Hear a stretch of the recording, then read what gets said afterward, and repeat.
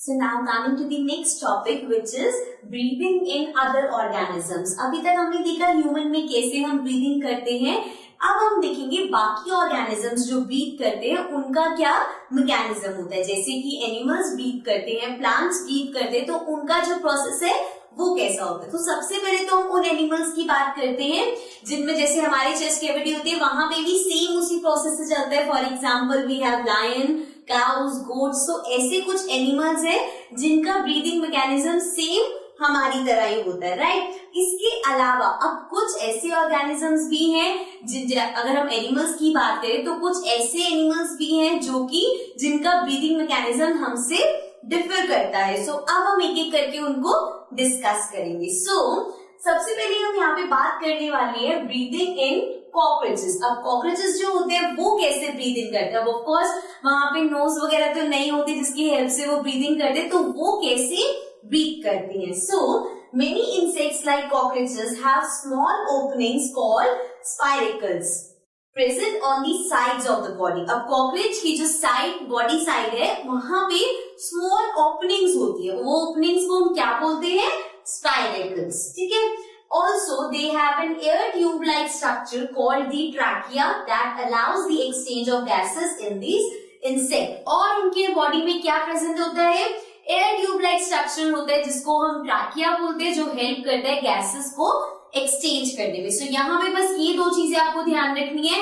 एक तो है स्पाइरेकल्स जो की है स्मॉल ओपनिंग्स, एक है हमारे पास ट्रैकिया जो की है एयर ट्यूब लाइक स्ट्रक्चर. ठीक है.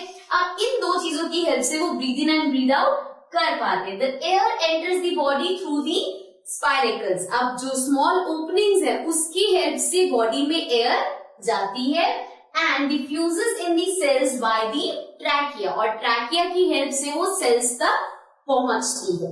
Okay. Similarly, the air from the cell enters the trachea and moves out of the body through spiracles. सबसे पहले तो यहाँ पे क्या था? ब्रीदिंग, कि वहां पे जो उसकी स्मॉल ओपनिंग्स है वहां से एयर अंदर गई, ट्रैकिया की हेल्प से वो सेल्स तक पहुंच गई. अब सिमिलरली जब ब्रीद आउट की बात करेंगे हम तो क्या होता है? जो सेल्स की एयर है वो ट्रैकिया तक पास होती है एंड वहां से फिर वो उन्हीं स्मॉल ओपनिंग से बाहर आ जाती है. जैसे हम ह्यूमंस में हम नॉस्ट्रल से इनहेल करते हैं, नॉस्ट्रल से एक्सहेल करते हैं. तो सिमिलरली सेम वही चीज है, बट यहाँ पे क्या चीज डिफर है कि एक तो वहां पे स्मॉल ओपनिंग्स है जहां से एयर इन एंड आउट हो रही है, और अंदर एयर ट्यूब लाइक स्ट्रक्चर है जिसकी हेल्प से एक्सचेंज हो पा रहा है. तो ये सिंपल सा है. इस तरह से कॉकरोचेस में ब्रीदिंग होती है. Now we move to the next one. So now coming to the next one which is breathing in earthworms. अभी हमने कॉकरोचेस का देखा, earthworm में breathing कैसे होती है. So earthworms have a soft, slimming and moist skin. So उनकी जो स्किन होती है वो बहुत सॉफ्ट होती है, स्लिपरी सी, स्लिमिंग सी होती है एंड मॉइस्ट होती है. So hence the gases can easily pass in and out of the earthworm through its skin. तो मतलब उसकी स्किन से ही जो गैसेस है वो in and out pass on हो सकती हैं. Similarly, frogs also have a slippery and moist skin that can help in breathing. However, frogs contain lungs too. So, earthworm के पास तो सिर्फ यही ऑप्शन है कि जो उनकी बॉडी है वहीं से ही पास होती है गैस इन एंड आउट, लेकिन फ्रॉग का भी सेम है, बॉडी भी ऐसी है, वहां से भी हो सकती है. Otherwise they have lungs also. So जैसे ह्यूमन बींग्स में लंग्स होते हैं, फ्रॉग्स के अंदर भी लंग्स होते हैं, तो वो उससे भी ब्रीथ इन कर सकते हैं. Okay. Now we move to the next one. Now coming to the next thing which is breathing underwater. Now अब जो एनिमल्स है वो पानी के अंदर रहते हैं, फॉर एग्जाम्पल फिशेस वगैरह हैं, तो वो कैसे ब्रीथ इन करते हैं. Animals that live under water have special respiratory organs called gills. अब जो पानी के अंदर रहते हैं उनकी जो रेस्पिरेटरी ऑर्गन्स होते हैं वो बाकियों से डिफरेंट होते हैं. वो क्यों अलग होते हैं और उनको क्या बोलते हैं? गिल्स बोलते हैं. डिफरेंट क्यों होते हैं? बिकॉज पानी के अंदर ब्रीथ इन करना है. आप देखो वैसे हम यूजुअली कहीं पे भी ब्रीथ इन कर रहे हैं तो एयर प्रेजेंट है तो ब्रीथ इन करना इजी है, but when you are under water तो आपकी पूरी सराउंडिंग में पानी है, तब हम कैसे ब्रीथ इन करते हैं, या कोई यहाँ पे हम एनिमल्स की स्पेसिफिकली बात करें तो वो कैसे ब्रीथ इन करते हैं. तो सबसे पहले तो हमें पता चल गया कि उनके पास स्पेशल रेस्पिरेटरी ऑर्गन होता है जिसका नाम होता है gills.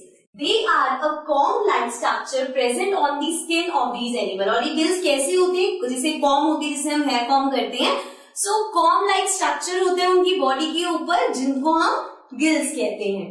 When gills allow the exchange of gases between animals and the water easily. अब ये गिल्स क्या हेल्प करते हैं, उन एनिमल्स और पानी के बीच में गैसेस को पास ऑन करने में हेल्प करते हैं. Some animals called the amphibians can breathe on land by lungs and through moist skin under water. अब यहाँ पे बात करें amphibians, ऐसे एनिमल्स जो पानी के अंदर भी रह सकते हैं और बाहर भी रह सकते हैं. तो उन केसेस में क्या होता है कि जब वो लैंड पे होते तो वो लंग से ब्रीथ करते हैं, एंड जब वो पानी के अंदर जाते तो उनकी जो मॉइस्ट स्किन होती है उससे ब्रीथ करते हैं. For example frog. अब फ्रॉग ऐसा है जो लैंड पे भी ब्रीथ कर पाता है और अंडर वाटर भी जा पाता है, राइट. सो वो क्या करता है, जब वो लैंड पे होता है तो उसकी बॉडी में जो लंग्स है उससे ब्रीथ करता है, एंड जब वो पानी के अंदर होता है तो जो उसकी मॉइस्ट स्किन है वो हेल्प करते हैं कि गैसेस पास थ्रू हो सके.